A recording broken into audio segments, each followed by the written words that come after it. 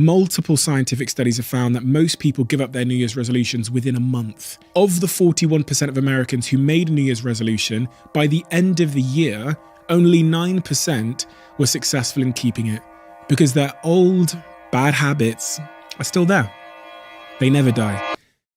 오늘은 젊은 부자로 떠오른 스티븐 바틀렛의 이야기를 통해 새로운 습관을 만들고 옛날 습관을 부셔버리는 방법에 대해 알아보려고 합니다.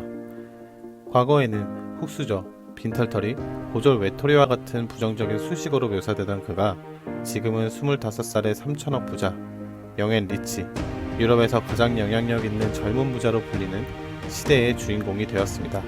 하지만 그가 이런 성공을 거두기까지의 비결은 무엇이었을까요? 바로 습관입니다. 매년 새해를 맞아 새로운 다짐을 세우는 사람들이 많지만 연구에 따르면 41%가 그러한 다짐을 세우고 대다수는 한 달 이내에 포기하는 것으로 나타났습니다. 오직 9%만이 올해 말까지 계속해서 행동으로 이어가는데요. 그 이유는 과거의 나쁜 습관이 현재를 지배하기 때문입니다. 하지만 스티븐 바틀렛은 다릅니다. 그는 오래된 습관을 부수고 새로운 좋은 습관을 만들기 위한 방법을 5단계로 나눠 알려주고 있습니다. 지금부터 그의 방법들을 알아보겠습니다. If there's something in your life, in order to break those unwanted habits and make new ones, whatever they're going to be, I'm going to give you the 5 rules of making and breaking habits that have the most scientific evidence to support them from what I found. The things that resonated with me the most that I honestly didn't know. So rule number 1, stress is your puppet master. Many habits, as I'm sure you can relate, including smoking or excessive sugar consumption, involve the brain's dopamine or reward system. And dopamine, if you understand what that chemical is a feel-good chemical that transmits signals between neurons in the brain. The first time you engage in a new rewarding behavior, you get a euphoric feeling from doing it as a result of that dopamine release. This leads to changes in both the connections between neurons in the brain and the system responsible for action, and can largely account for why we start to form bad habits in the first place, or habits that we don't necessarily want. Many of these rewarding things, like sugar or substances, are powerful and chemically addictive as well, which means the habit is even harder to unanchor. And our psychological reaction to them in this day and age can be linked all the way back to evolution. In the caveman days, in the cavewoman days, meat wasn't salted. There wasn't such a thing as candy or sweets, and highly addictive substances like tobacco have only been growing in the wild for nearly 8,000 years. But it wasn't until about 2,000 years ago that we started picking tobacco up and chewing it and smoking it. Russell Poldrack, who's the professor of psychology at Stanford University, says, our brains are not well equipped to deal with the big rush one gets from these sorts of things. And this really brings me to a point from that professor at Stanford where he said, you're more likely to do the thing you don't want to do when you're stressed out, i.e., you're more likely to go in search of that dopamine hit in the form of sugar, processed food, drugs, porn, alcohol, whatever it might be, if you're stressed out. Therefore, one of the most unobvious but important things you can do to make a new habit stick and form enough repetitions in that early phase to make the neurons fire together and wire together is to keep your stress levels low, especially in that critical early phase while you're forming that new habit loop. I.e., if you're trying to form a new habit, whatever it might be, go to the gym, whatever it might be, and if you want to be in that 9% of people that have achieved their New Year's resolution 12 months from now, don't just focus on the habit. Focus on your stress. Know your cues. Incredibly important and often overlooked. As we've said previously, and as I've indicated from that rat maze chocolate experiment, but also in the example of my father and my ex-girlfriend, habits have 3 main parts: a cue, a routine, and a reward. Cues are often just the context where you tend to engage in that behavior. So if you want to break a habit, step number 1 has to be getting crystal clear on exactly what your cues are. If you're aware of it, you're empowered to do something about it, because the science shows that you're most likely to relapse to an old bad habit in the context of when you usually perform that bad habit.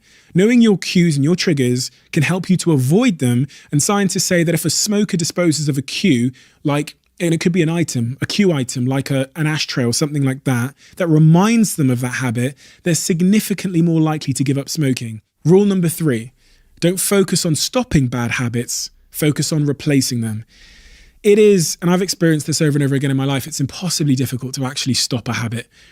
So I delved into the science to try and figure out why and what happens when we try and stop doing a bad habit.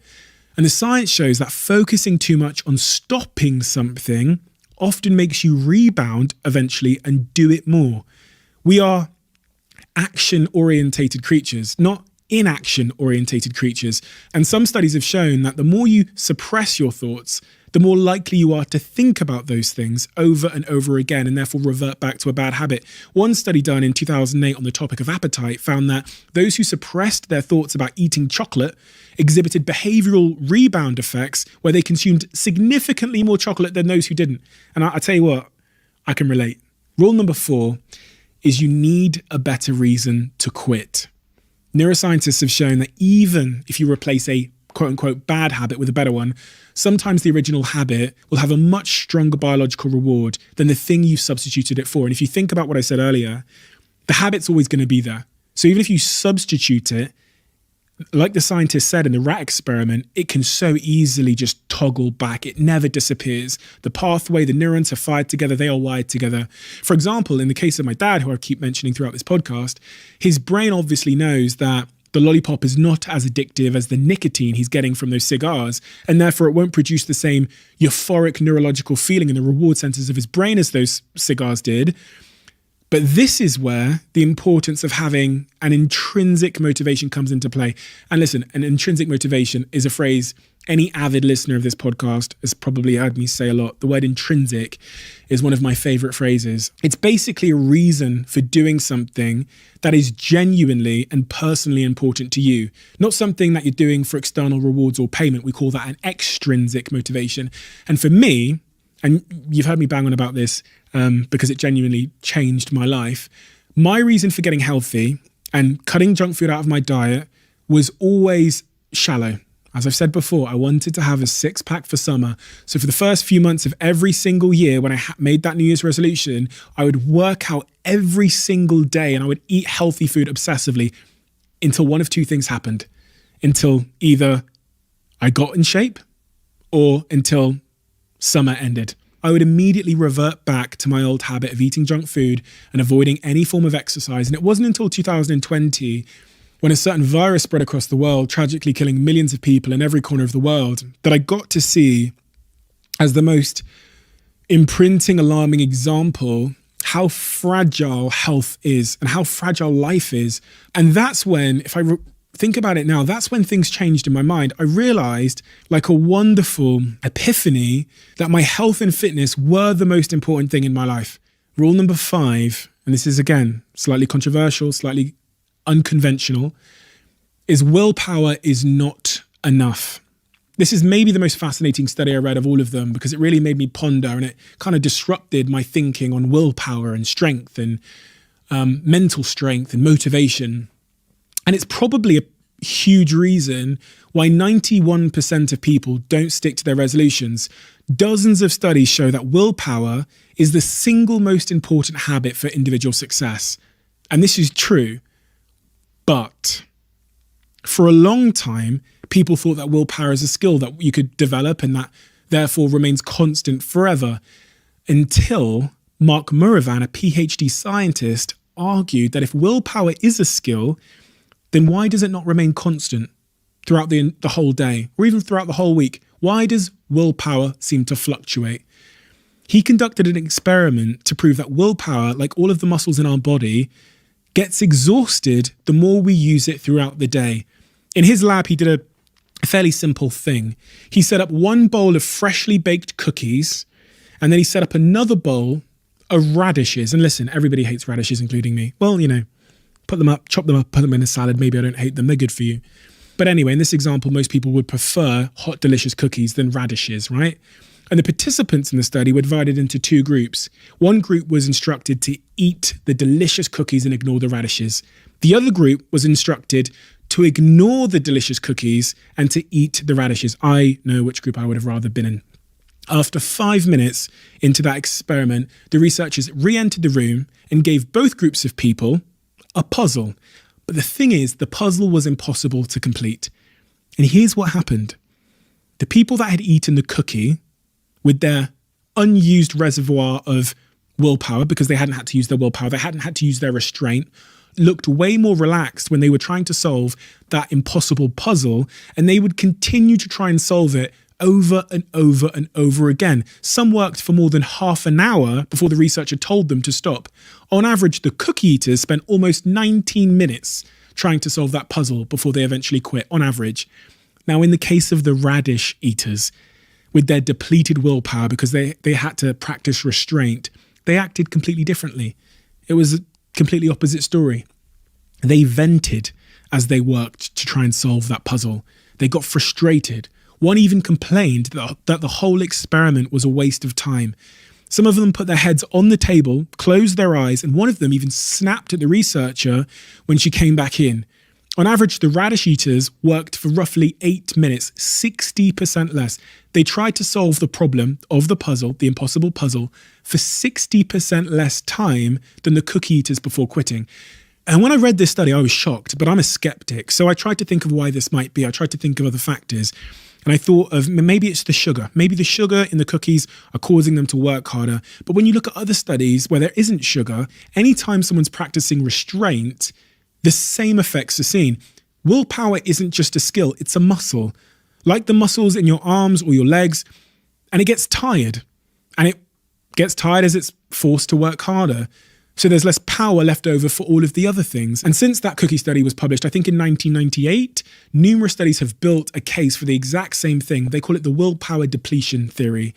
In one incredible example, which is almost hard to believe, volunteers who were asked to suppress their feelings as they watched an emotional movie gave up sooner on a test that they did after of physical stamina than volunteers who watched the film and were allowed to react in whatever way they wanted to. So if you were asked to restrain yourself, when you then did a physical exercise, people gave up sooner in the physical exercise. In a similar study which pointed at the exact same conclusion, people who were asked to suppress certain thoughts were less able to stifle laughter in a follow-up test which was designed to make them giggle. So if the science here is correct, which I suspect it is, and willpower is a limited resource, it's really obvious that the more pressure and restrictions and strain you put on yourself when you're trying to make a new habit and break old ones, the less the chance you have of achieving them, the more chance you have of rebounding and relapsing. This is why unsustainable crash diets just don't work. This is why anytime you feel like you're depriving yourself of something that you really want, you nearly always end up failing and falling into relapse. This is why in a 2014 study, almost 40% of people said they failed on their New Year's resolutions because the goal was too unsustainable or unrealistic. And 10% said they failed because they had too many goals. This is why it's so important as you think about what goals you're setting to make sure that they're small enough and achievable enough to become sustainable without the need for major sacrifice, which will deplete your willpower reserves. And that for me was a real revelation, because I think about all the habits I've tried to set. You know, when I talked about trying to get a six-pack for summer, think about what I said. I obsessively ate healthy food. I went to the gym every day for 6 months. My willpower eventually became depleted and I rebounded like a yo-yo, like you've never seen before. And this is why you shouldn't try and give up every bad habit that you have at the same time.